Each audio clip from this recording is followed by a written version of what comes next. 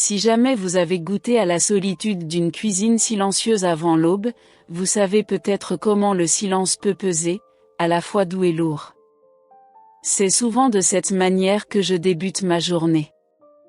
Je me nomme Amina, j'ai 35 ans, je suis une Libanaise musulmane qui s'est taillé une place dans cette petite ville côtière du Maine. Pouvez-vous le concevoir? Sous la lueur tamisée d'une unique lampe, le murmure lointain des vagues accompagne le mouvement de mes mains pétrissant une pâte, promesse d'une douce chaleur réconfortante.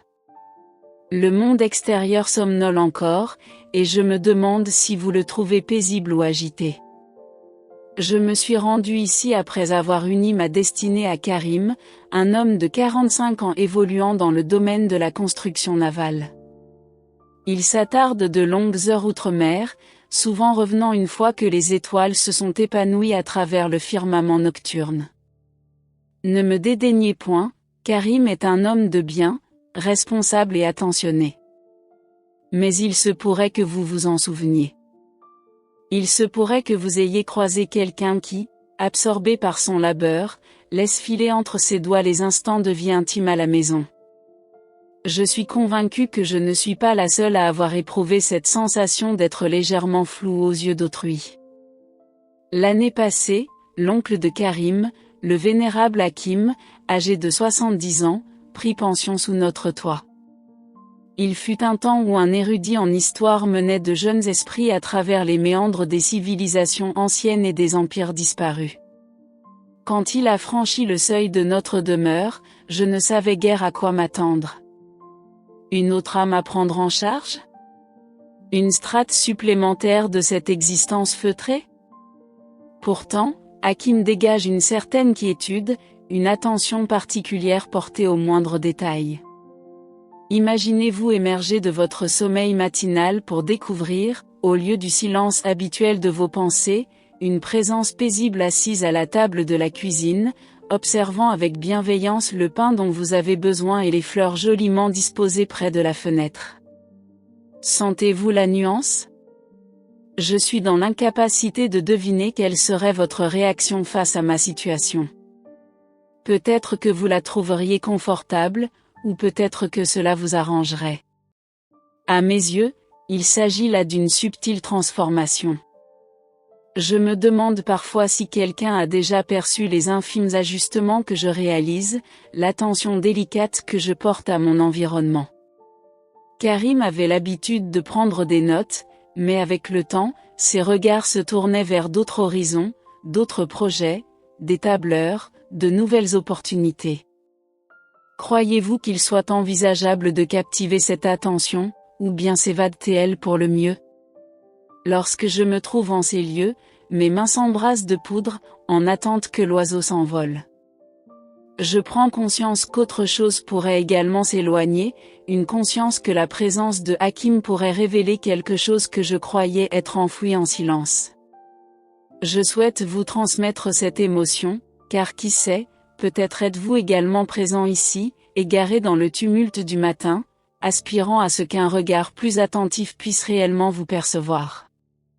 On pourrait croire qu'avec la présence d'Hakim, les échanges pourraient rapidement dépasser les banalités pour se perdre dans des récits aussi captivants que des grains de sel roulant sur la table de la cuisine.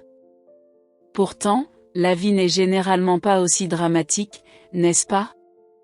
Durant les premiers jours qui ont suivi son arrivée, nous avons vogué en silence autour de nous-mêmes. Moi, en façonnant du pâté, lui, en feuilletant les pages d'un vieux journal ou en contemplant la fenêtre éclairée par les premiers rayons du jour, doucement éclatant dans la matinée. Je me demandais si vous aviez déjà éprouvé cette subtile tension lorsque quelqu'un de nouveau fait son entrée dans votre routine quotidienne.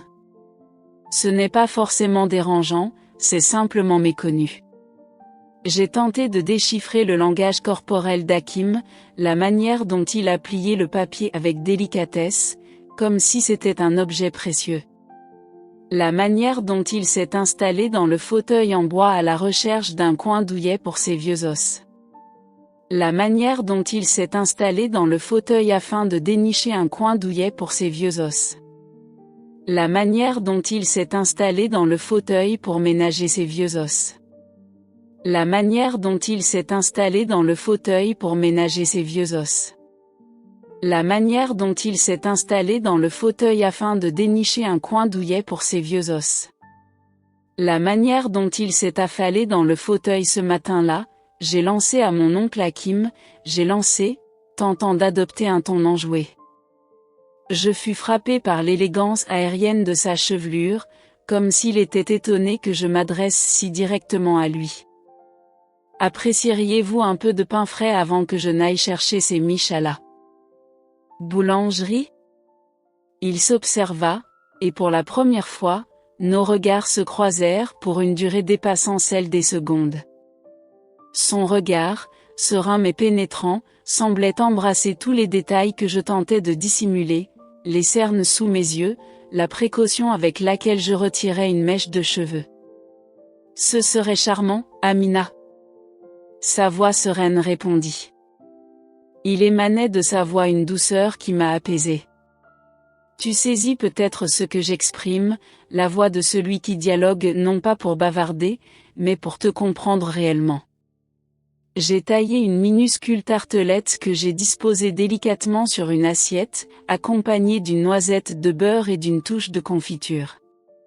S'étirant pour accéder à l'étage du dessous, j'ai pris une cuillère en porcelaine fine destinée au thé, une cuillère que je réservais souvent pour les invités.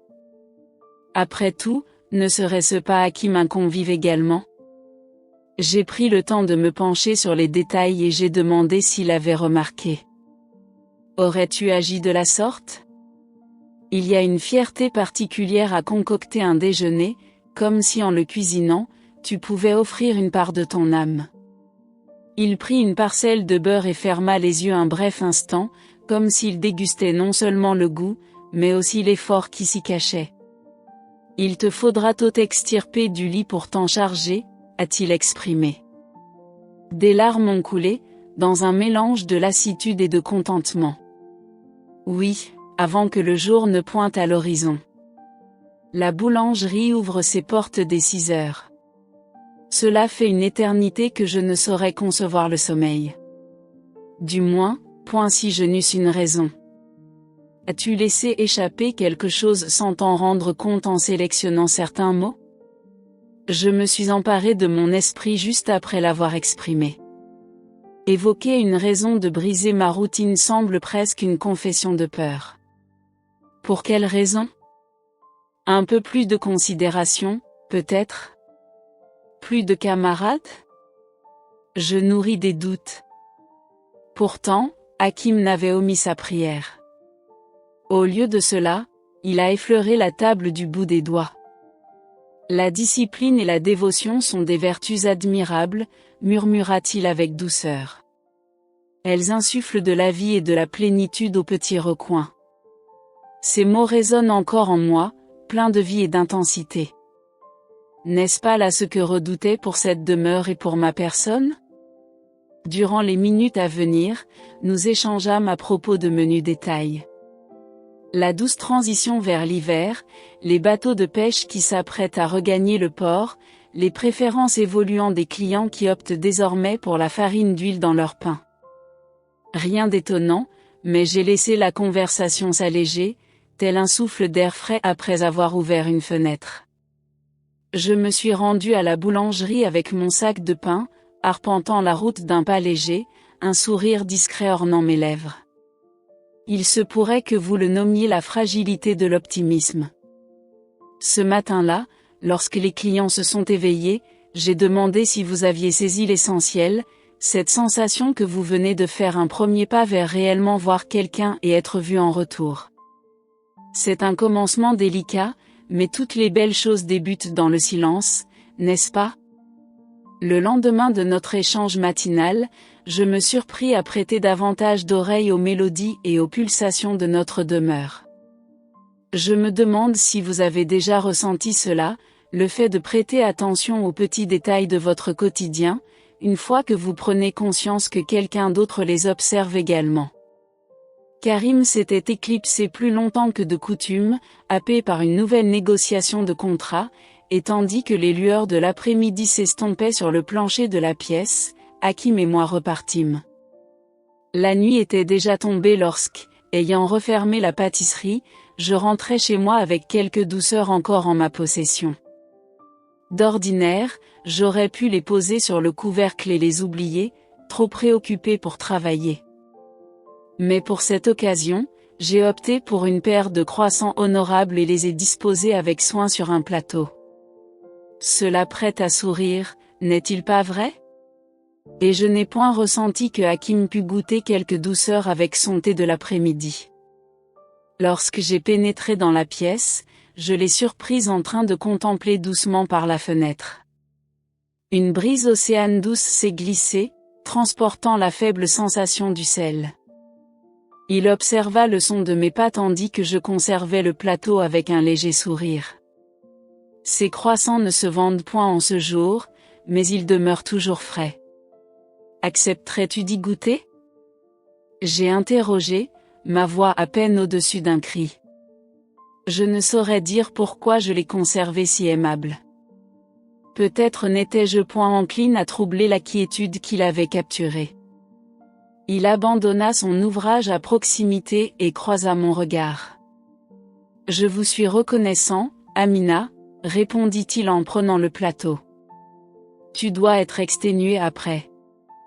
Une journée bien remplie. » J'ai saisi la manière dont il l'a exprimé, non pas de façon anodine, mais tel quelqu'un qui véritablement reconnaît l'effort déployé dans chaque tâche inconnue. Si jamais vous avez désiré que quelqu'un saisisse vos tourments quotidiens, vous comprendrez pourquoi mon cœur a bondi à ces paroles. Je me suis installé dans un fauteuil à ses côtés. Le mutisme que nous avons partagé ne semblait pas incongru. Il semblait curieusement avenant. Il arrive parfois que nous négligions le réconfort d'une présence silencieuse. Il n'est pas toujours nécessaire d'exprimer verbalement l'idée de « je te perçois ». Je prends soin de ne pas empiéter sur ton territoire. La simple existence d'un autre individu, respirant paisiblement dans la même pièce, peut vous ramener à l'idée que vous évoluez dans l'espace de vie de quelqu'un d'autre. J'ai songé à une interrogation, légère et aérienne, propice à maintenir la fluidité de l'échange. Cher père Hakim, vous avez évoqué votre intérêt pour l'étude de l'histoire. Quelle était cette chose? Je doutais de mes attentes. Une petite histoire empreinte de nostalgie, peut-être? Un sourire mélancolique face à un passé lointain? Il esquissa un sourire, comme si un lointain souvenir lui revenait en mémoire. Cela apportait un sentiment de sécurité. Et d'une délicatesse exquise. Orienter de jeunes esprits à travers les siècles d'espoir humain était semblable à ouvrir des portes sur des couloirs sans fin. Certains élèves maugraient contre les dates et les noms, mais j'ai tenté de leur révéler les récits qui se cachent derrière ces éléments. C'est là ce qui a captivé leur attention au final, ces récits de personnes, semblables à eux, évoluant dans des univers distincts. J'ai apprécié cette mélodie. Des individus tels que. Cela m'a fait songer que chacun de nous porte en lui des récits au cœur de son quotidien. Discrète, modeste, sans éclat, mais fondamentale dans la construction de notre identité. J'aurais pu évoquer les recettes de ma grand-mère de Beyrouth, ou encore ce moment où j'ai laissé brûler une miche de pain et failli verser quelques larmes de désespoir. Pourtant, j'ai tergiversé. Par moments, il est plus aisé de retenir, d'observer et d'attendre pour vérifier si le lien que tu tisses demeurera solide. De toute façon, j'ai souhaité lui signifier mon intérêt. Cela a dû être gratifiant, murmurai-je doucement, guidant les autres à percevoir au-delà de leur propre univers. Il versa des larmes, déchirant un morceau de pâtisserie et poussant des cris d'approbation. L'angoisse qui m'étreignait à son arrivée s'était dissipée, ne laissant derrière elle qu'une simple question, s'agissait-il simplement d'une nouvelle responsabilité? À la place, je me suis senti reconnaissant pour cet instant. Bien que nos échanges n'aient jamais pris une ampleur démesurée, ces modestes interactions ont eu de l'importance pour moi. Quand je me suis levé de ma chaise, la nuit s'est éveillée. Karim n'avait point regagné le foyer, et je m'enquis s'il avait perçu la nouvelle quiétude qui régnait dans la demeure, cette chaleur douce qui s'insinuait dans ma routine quotidienne. Peut-être demeurerait-elle insaisissable à ses yeux, du moins pour un temps. Dans cet instant précis, Hakim m'a gratifié d'un regard empreint de gratitude lorsque j'ai déposé le plat vide, et c'est là que j'ai saisi quelque chose de modeste mais profond. Il est agréable de pouvoir partager ce que l'on peut, même si ce n'est qu'une pâtisserie et un échange silencieux à la fin d'une longue journée. Je me demande si vous pouvez l'imaginer. Deux individus dans un modeste salon, séparés par une table basse et de nombreuses années d'écart, mais unis par la douce volonté qu'ils partagent tous deux de reconnaître la présence de l'autre. Peut-être que ce n'est pas une tragédie en soi, mais dans une existence qui commençait à s'enliser, ces infimes modifications ont tout changé. Vous êtes-vous déjà retrouvé devant la fenêtre, baigné par la lumière du soir qui étire les ombres, tandis que vous guettez une voix dans le couloir ou un léger frôlement à la porte qui ne vient jamais? Récemment, tel est le sentiment qui émane de bon nombre de mes soirées. Après avoir refermé la pâtisserie et astiqué la cuisine, je me suis appuyé à la fenêtre de notre salon, observant le ciel virer du jaune à l'orangé.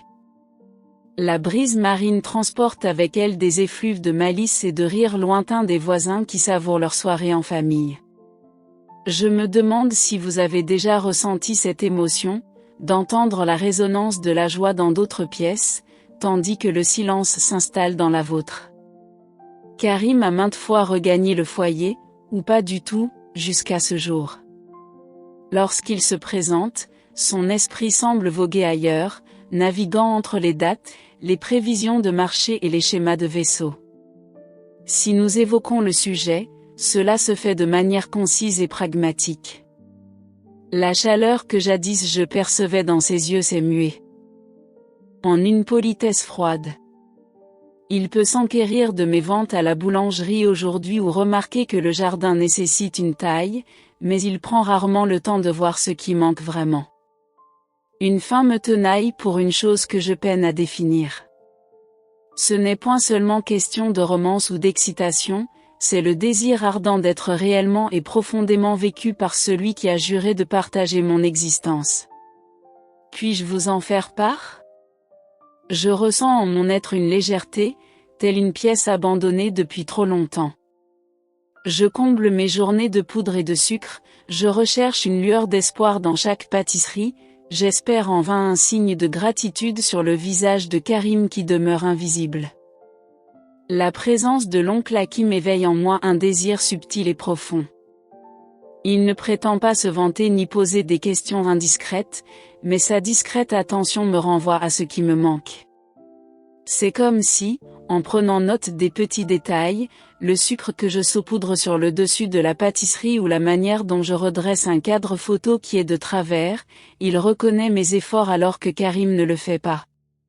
Point de méprise, je n'ai point l'intention de m'adonner à de grands gestes ou à des affections volées. Il importe davantage de ressentir de la gratitude envers ceux qui prennent le temps de s'intéresser de près. Auriez-vous donc perçu cette nuance ? La dissemblance entre un cœur qui réside et un cœur qui s'absente, bien qu'ils cohabitent sous un seul toit. Parfois, la nuit venue, je m'éloigne de cette fenêtre bien après le départ d'Hakim de sa chambre et que Karim se soit éloigné. Je me laisse aller contre la fraîcheur du verre, observant les lumières qui dansent. Je m'imagine un instant Karim remarquant la tristesse derrière mon sourire, interrompant son labeur pour me demander doucement « Comment vas-tu, Amina ?» sans attendre une réponse banale. Cela comblerait-il le doux vide en moi ? Cela apaiserait-il l'âme délicate ? Il arrive parfois que je me sente en sécurité pour exprimer ma vérité à voix haute, peut-être même à vous, comme si votre silence compréhensif pouvait combler le fossé. Serait-il erroné d'avouer ma faiblesse pour la bienveillance, pour tout indice que ma présence a de l'importance ? Il se peut que vous estimiez que je doive me montrer plus résolue, plus patiente, et il se peut que vous ayez raison, mais l'espoir ne se soucie guère de logique. Il grandit dans les recoins silencieux de nos cœurs, nourrissant les besoins inédits. Quand le futur se profile, je laisse le destin se dérouler. La demeure demeure silencieuse, les lueurs tamisées diffusent une lumière douce sur les surfaces lustrées du refuge. Si vous étiez là, tout près de moi, je me permettrais de vous questionner, avez-vous déjà vécu dans une demeure si silencieuse, aspirant à une seule interrogation, une seule direction qui vous ramènerait à la chaleur du foyer? Ce soir, je crois que je vais simplement éteindre les lumières et tenter de m'endormir. Peut-être que demain, je dénicherai un mot ou un regard qui viendra briser ce silence. Peut-être que je poursuivrai mes activités culinaires en attendant qu'enfin quelqu'un perçoive la femme qui se cache derrière le tablier, cette femme qui persiste à croire qu'il y a quelque chose de plus grand qui l'attend au-delà de ces murs. La boulangerie s'est enfermée dans son mutisme nocturne. Dehors, les réverbères jettent des ombres sur les toiles solitaires, tandis qu'à l'intérieur, le four remplit l'air de son bruit.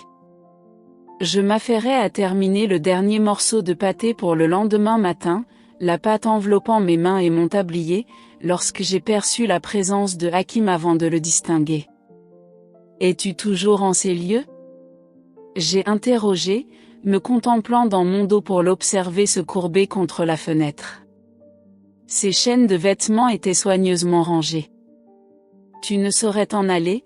murmura-t-il d'une voix grave, un sourire espiègle dansant sur ses lèvres. Il y a en ce lieu une atmosphère qui rend l'adieu bien ardu. J'ai ri, j'ai bouillonné dans ma tête. La flatteuse ne te fera pas cadeau de pâte, Hakim. Il s'avança, ses pas lumineux caressant le sol étoilé. Je ne suis point venu en ces lieux pour déguster des pâtes, Amina. Mon geste s'est interrompu, le pâté négligé. Je me suis retrouvé face à lui, mon cœur tambourinant de cette manière devenue si familière en sa présence. Ce soir-là, ses yeux portaient une lueur singulière, une intensité nouvelle, une certitude palpable. « Patientez » murmura-t-il en s'avançant.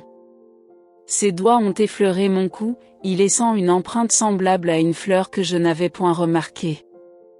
La sensation a envoyé une onde à travers mon esprit, et je ne pouvais m'empêcher de m'y appuyer.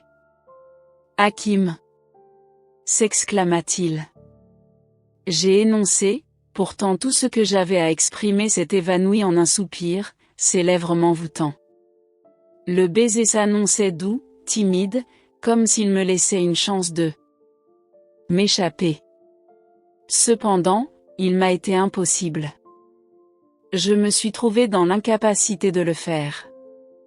Mes bras s'étaient enlacés autour de son cou, tandis que ses mains s'étiraient vers ma poitrine, m'enlaçant. La saveur du cannelle et du sucre s'évanouissait avec son parfum, qui planait autour de nous dans une étreinte chaleureuse. Lorsque nous nous sommes finalement quittés, les larmes aux yeux et le cœur lourd, le seul bruit était le tic-tac. Jamais je n'avais œuvré en pareil lieu, s'émut-il, sa voix teintée de larmes, bien que son regard demeurât sévère. Je riais, enfouissant mon visage dans sa poitrine. Je m'étais imaginé que vous étiez un homme de qualité. Il arqua le dos, son expression s'améliorant.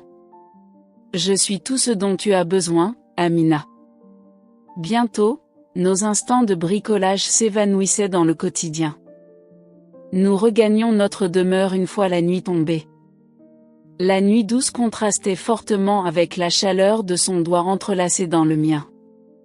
Jamais nous n'avions franchi le seuil de ma porte d'entrée que déjà les sanglots se faisaient entendre, nous retenant prisonniers quelques instants de plus. « Entre donc », ai-je lancé en riant, alors que nous étions perchés sur le toit, l'eau dégoulinant de nos cheveux et de nos vêtements. La modeste demeure s'était apaisée, emplie de douces couvertures et parfumée à la lavande. Hakim s'est éloigné de son chapeau souple et a retiré ses colliers, se délectant de la douche que je lui avais offerte. Ses prunelles s'évadaient, et l'espace d'un battement de cils, j'ai cru qu'il allait de nouveau m'effleurer de ses lèvres, mais il s'est retenu. Plutôt que de rester, il s'est éclipsé, laissant le suspense s'installer. Nous nous sommes éveillés côte à côte sur le toit à minuit. Les jours à venir. Parfois, la nuit venue, nous avons partagé une bouteille de vin sur le toit, nos jambes entrelacées, discutant de tout et de rien. D'autres soirs, il surgissait à l'improviste pour me concocter le repas du soir, affirmant que je méritais une pause au fourneau. Pourtant, il advint une soirée singulière dont le souvenir ne me quittera jamais. La force s'est éloignée, et la demeure n'était éclairée que d'une lueur douce. Hakim s'est installé par terre, tournant le dos au lit, pendant que je m'éloignais de lui, posant ma tête sur son dos. « Tu le sais, » murmura-t-il, sa voix grave, « ça me rappelle la douceur du foyer. » Je l'ai observé, mon cœur tambourinant. « Veux-tu dire des lumières et des ombres ?» Il s'éloigna soudain, effleurant de près un couteau de peau sur mon visage. « Non, Amina, » répliqua-t-il d'un ton ferme. « C'est bien toi. » Les mots prenaient leur distance entre nous, chargés de sens et de poids. J'ai reçu, attirant son baiser qui exprimait tout ce que je ne pouvais formuler. Ce n'était ni pressant ni urgent, simplement aimable, précautionneux et empreint de promesses d'un avenir plus radieux. Quand la nuit a enveloppé le monde, nous sommes demeurés ainsi, blottis l'un contre l'autre, tandis que le monde extérieur s'éloignait. Après une longue période, j'ai ressenti que chaque parcelle de mon être avait enfin trouvé sa place dans les bras d'Hakim. Quelle sorte d'individu pensiez-vous que j'étais à présent ? Je suis dans l'incertitude. Il m'est impossible de m'extraire de cette relation. Je ne suis qu'une modeste femme solitaire dans ce vaste pays. L'après-midi précédant le retour de Karim s'annonçait invariablement silencieux, même au sein de notre demeure. Dehors, le firmament scintillait des teintes de la fin de l'hiver, l'astre solaire éclatant, le rouge et l'orange s'étirant tels des promesses fragiles à l'horizon. Le soleil déclinait, la chaleur du jour s'éloignait doucement. J'étais dans la cuisine, mon doigt frôlant la lame d'un couteau, songeant à l'empreinte douloureuse qu'il m'avait laissée. Je me suis demandé si vous aviez déjà éprouvé cette sensation, celle qu'il manque quelque chose d'essentiel, même si vous ne pouvez pas la nommer. Je n'avais point aperçu Hakim de toute la journée. Il avait consacré la majeure partie de sa journée à fouiller dans le petit bureau, exhumant les vieilles lettres qu'il y avait apportées. En préparant une infusion, j'ai perçu ses pas qui se rapprochaient doucement par derrière. Lorsque je me suis retournée, son regard était empreint de douceur et d'attention. « Il semble que vous soyez bien loin en ce jour, » murmura-t-il, et à travers ses paroles, je perçus une incitation à la sincérité, une chose rarement proposée en ces lieux. Je me suis appuyée contre le mur, et croisé les bras, tel un rempart fragile. « Demain » a-t-il été annoncé d'une voix douce mais assurée, que Karim ferait son retour. Il me semble que la joie devrait m'envahir, pourtant je me sens distant, incertain quant à la justesse avec laquelle j'ai exprimé l'essence de mon être. Peut-on dévoiler ses peurs les plus intimes à un inconnu ? Hakim n'était désormais plus un étranger, non, pas après ces jours de complicité silencieuse. Il patientait, son regard dénué de tout jugement. J'ai saisi un instant. Je me sens comme un fantôme, parvenant enfin à presser l'épaule de ma main contre ma poitrine. Mon époux s'en vient et s'en va, égaré dans ses labeurs. Je ne saurais dire quand fut la dernière fois qu'il m'interrogea sur mes véritables ressentis. J'ai tant œuvré à réchauffer ce foyer, à donner du sens à cette existence, et pourtant. Mes paroles s'évadaient, se laissant emporter par le tumulte de la cuisine. Je n'espérais point d'empathie, mais j'aspirais à ce qu'un regard se pose sur moi, pour identifier les vides laissés par Karim. Hakim s'est approché avec délicatesse, sans empiéter sur mon intimité, mais en se rapprochant suffisamment pour que je perçoive sa sincérité. Il n'est pas inexact de désirer être remarqué, murmura-t-il. Sa voix a entretenu une amitié prudente, comme s'il avait conscience de la fragilité de mon cœur à cet instant. J'ai clos les paupières un bref instant, sentant les larmes poindre.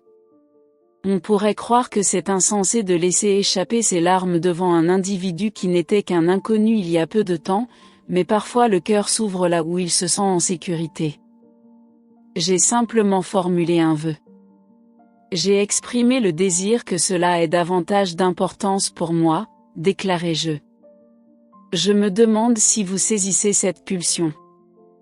Le désir ardent d'un regard, d'un mot, d'un geste témoignant que l'on est chéri et non simplement toléré. Tout advint si promptement que je ne parvenais point à le graver dans ma mémoire. Ma voix s'est brisée, et soudain, les larmes ont jailli. Des larmes douces, brûlantes, que j'ai tenté de retenir trop longtemps. Hakim a été gratifié, non pas de manière excessive, mais par un individu qui m'a confirmé l'autre. Sa main demeurait légèrement posée sur mon bras, son contact me procurant un sentiment de réconfort. Amina, murmura-t-il, mon nom effleurant ses lèvres. Vous bénéficiez du privilège de la compréhension. Vous méritez bien plus que ce silence. Je ne saurais dire précisément ce qui a provoqué cette accélération des larmes. Peut-être car il a reconnu ma valeur sans la moindre hésitation. En cet instant de fragilité, je me suis autorisé à m'installer dans un cocon douillet, juste assez pour percevoir que je n'étais pas seul. Nulle grande romance, point de promesses inconvenantes. Rien que le poids des émotions qui s'étirent en une confession sincère. Cela résonnait comme un vacarme infernal, l'émotion que j'avais enfouie pendant des mois, enfin libérée. Mais voilà que, tel un clin d'œil du destin se jouant de ma brève pause, j'ai perçu le son des claviers à l'entrée de l'édifice. Karim ? Il était censé rentrer le lendemain, mais le voilà déjà à la maison, de bon matin. Mon cœur s'est éloigné lorsque j'ai retiré ma main de celle de Hakim, essuyant mes larmes. Peux-tu concevoir la panique, la précipitation du cœur et la confusion qui m'ont envahi lorsque j'ai réalisé comment cette situation pouvait se présenter ? Hakim s'en est allé, empreint de respect et de sérénité, tandis que je m'efforçais de retrouver mon calme. La porte s'ouvrit et Karim pénétra à l'intérieur, s'arrêtant pour contempler la scène. Mes yeux rougis, mes larmes ne sont point tout à fait asséchées. Hakim, marchant à l'étranger, laissant transparaître ses préoccupations à travers ses traits. La cuisine était dense de tensions et de paroles superflues. Les prunelles de Karim s'étirent délicatement, tel un artisan tentant de tisser un puzzle dépourvu de contours suffisants. Je tentais d'exprimer, de clarifier qu'il n'y avait rien de déplacé, juste un élan d'esprit d'une femme se dévoilant devant quelqu'un qui avait enfin formulé les bonnes interrogations. Pourtant, mon estomac s'étire. Au lieu, le silence s'est fait pesant, un murmure plus obscur qu'auparavant, enveloppant chacun de nous trois de part et d'autre. Une apogée de la distance et de l'espoir, anéantie par le retour soudain de l'homme censé me comprendre le mieux. À cet instant précis, j'ai pris conscience que malgré les paroles prononcées et les explications fournies, la subtilité de ce que j'avais perçu ne serait jamais perçue de la même manière. Ce moment était marqué non pas par des discours grandioses, mais par des émotions singulières. Et dans le silence pesant qui a suivi, j'ai réalisé que tout avait basculé. Karim était là, debout avec détermination, les doigts toujours posés sur les touches, comme s'il hésitait entre rester ou partir. J'ai tenté d'évoquer une expression sereine, espérant qu'il n'avait pas perçu les larmes imprégnées dans mes cheveux et qu'il saisissait ma douleur, sans dissimuler la moindre malice. Hakim a déployé ses épaules, croisant le regard incertain de Karim avec une dignité silencieuse. Le silence qui régnait entre nous trois semblait être tel un pont de verre fragile suspendu au-dessus d'une pente émotionnelle. Nul n'avait encore ouvert la bouche. Avez-vous déjà éprouvé cette tension? Le poids de la vérité danse sur le bout de ta langue, mais la peur te retient de la laisser éclater et d'affronter ce qui s'éloigne.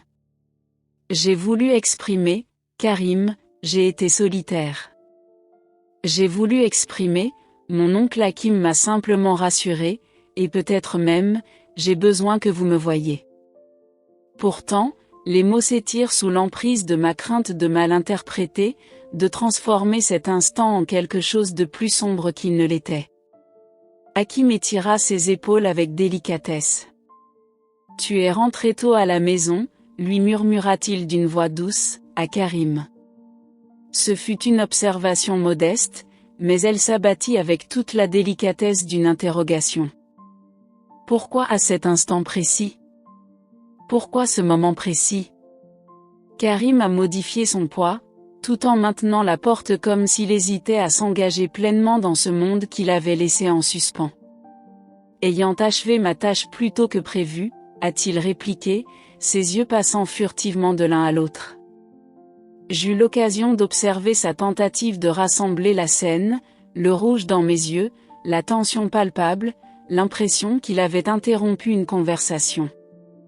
La demeure était en attente, ses parois semblaient s'ajuster pour mieux saisir ce qui allait advenir par la suite. Mes bras se sont enroulés autour de moi, comme si mon cœur avait été découvert. Karim aurait-il pu me demander ce qui n'allait pas? Se mesurerait-il à Hakim, ou le laisserait-il derrière pour se réfugier dans l'ignorance rassurante? Hakim consentirait-il à se faire discret, se retirant en coulisses et me laissant maîtriser les événements à mon rythme?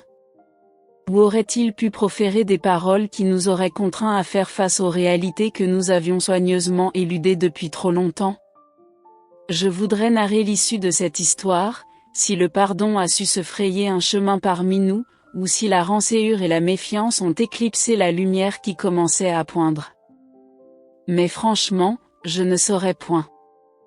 En cette cuisine empreinte de silence, chacun de nous se tenait là, à la croisée des chemins, où Karim aurait la possibilité d'écouter plutôt que de prendre ses responsabilités. Hakim pourrait choisir de demeurer une figure stable ou de renoncer pour préserver l'harmonie. J'aurais pu laisser mes mots s'échapper et enfin exprimer ma soif du monde, ou bien j'aurais pu laisser le silence reprendre le contrôle. Les options se révélaient aussi restreintes que le ciel sombre au-delà de notre fenêtre, infini, incertain, vibrant de potentiel. Peut-être qu'à la nuit tombée, j'aurai enfin le courage de m'asseoir avec Karim, de lui exposer mon désarroi, et qu'il saura comprendre. Ou peut-être qu'il aurait simplement choisi de ne pas regarder plus loin que ce qu'il avait interrompu. Il se pourrait qu'Hakim me pousse à aborder franchement le sujet, afin de combler le fossé qui nous sépare. Peut-être que nous allions tous nous éloigner émotionnellement, satisfaits de coexister sans réellement se connecter. Durant cette parenthèse, j'ai pris conscience que toutes les histoires ne trouvent pas forcément une conclusion claire. Certaines touches finales s'attardent autour de m'aider, vous invitant, tout autant qu'elles invitent les personnages, à envisager ce qui adviendrait si quelqu'un osait parler avec courage, ou se montrait assez bon pour accorder son pardon. Ainsi, je vais déposer ici, une femme, son époux et son oncle, enfermés dans un moment profond chargé de vérités inoubliables. Dehors, le vent tourne, apportant la saveur de l'océan à travers l'embrasure. En nos murs, nous nous questionnons sur le chemin de la transformation, nul ne sait vraiment s'il faut avancer d'un pas ou bien se détourner. Ce n'est pas tant une conclusion au sens de la clôture, mais plutôt une incitation à réfléchir, à espérer, à envisager ce qui pourrait advenir.